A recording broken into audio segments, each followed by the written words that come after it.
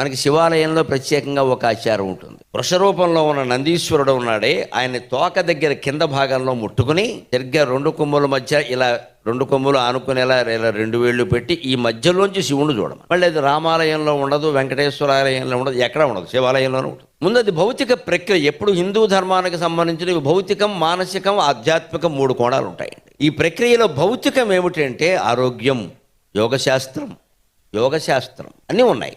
ఒకటి భౌతికం, దేవుడు ముందు నువ్వు వంగావు. నందీశ్వరుడు యొక్క కొమ్ముల్లోంచి చూస్తే 2 కొమ్ముల మధ్యలో శివలింగం కనపడడం సూక్ష్మంగా ఉంటుంది. సూక్ష్మ దర్శనం చేయగలిగావు, అది భౌతికం.